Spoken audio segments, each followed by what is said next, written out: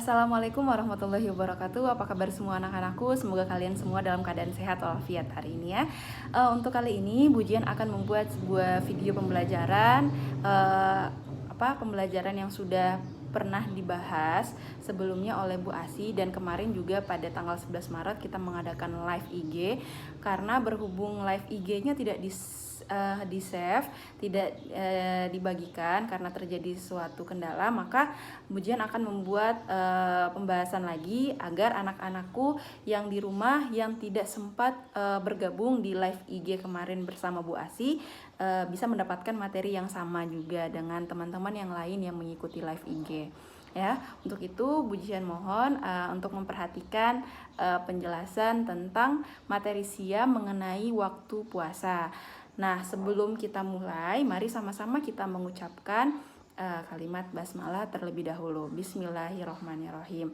Nah, perhatikan terlebih dahulu ya yang akan Bujian jelaskan. Nah, baik anak-anakku, ini dia adalah materi siam waktu puasa sebagaimana yang sudah dijelaskan oleh Bu Asi pada video YouTube-nya dan juga di live IG. Kita akan bahas lagi. Tujuan pembelajaran masih sama seperti yang sudah dijelaskan oleh Bu Asi.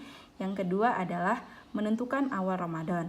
Nah, sebelum kita masuk ke waktu puasa, kita harus tahu dulu nih cara menentukan awal Ramadan.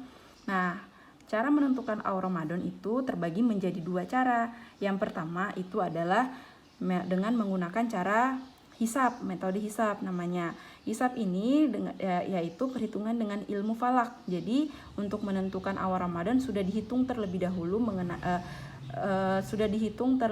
dengan menggunakan metode astronomi atau metode perhitungan falak.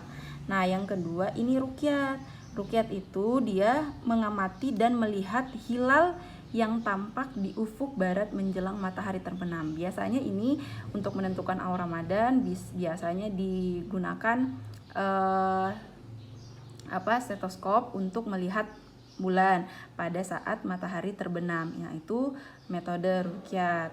Kemudian apa itu hilal? Nah, hilal itu penampakan bulan baru atau penanda dimulainya bulan baru dalam kalender Hijriah. Jadi yang digunakan dalam metode ruqyat ini adalah melihat bulan, sama halnya dengan metode hisab. Hanya bedanya kalau hisab ini sudah diperhitungkan jauh-jauh hari. Kalau ruqyat dilihat dulu bulannya sudah terlihat tidak hilalnya atau belum dengan stetoskop. Biasanya seperti itu anak-anakku. Kemudian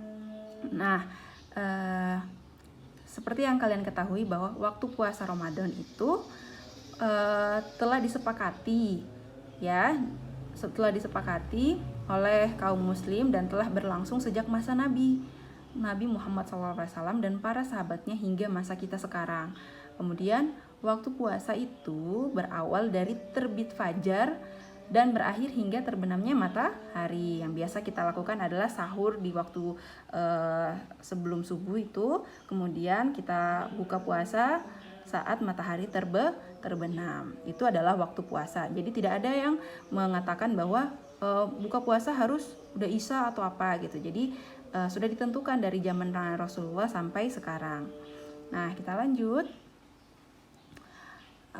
Ini waktu puasa Ramadan sesuai dengan Quran surat Al-Baqarah sudah ditentukan sesuai dengan Quran surat Al-Baqarah ayat 187 dengan kata lain waktu sahur berakhir sehingga azan subuh. Nah, Allah Subhanahu wa taala berfirman, dan makan minumlah kamu hingga terang bagimu benang putih dari benang hitam yaitu fajar.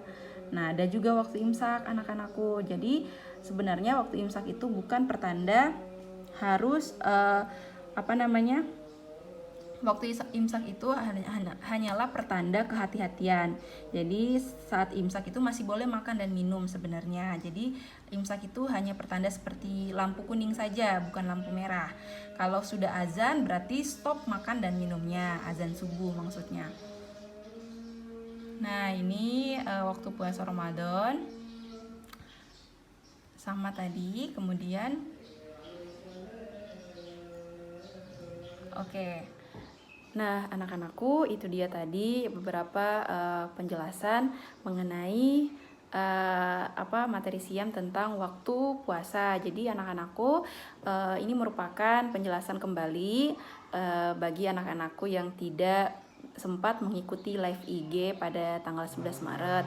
Jadi jika anak-anakku ada yang masih berasa kurang jelas atau ingin bertanya, bisa langsung menuliskan di kolom komentar karena video ini akan diupload di YouTube. Insya Allah sebisa Bu Jihan, Bu Asi, Bu Nurul, Pak Bagio, Pak Haidir, dan guru-guru Ismuba lainnya akan menjawab apa yang masih dibingungkan oleh anak-anakku semuanya. Semoga bisa menambah pemahaman anak-anakku di rumah mengenai materi siam hari ini. Kurang dan lebihnya Bu Jihan mohon maaf, karena kekurangan ada di dalam diri Bu Jihan dan kelebihan hanya kepada Allah Subhanahu wa taala. Nah, cukup sekian dari Bu Jihan. Billahi fisabilillah, fastabiqul khairat. Assalamualaikum warahmatullahi wabarakatuh.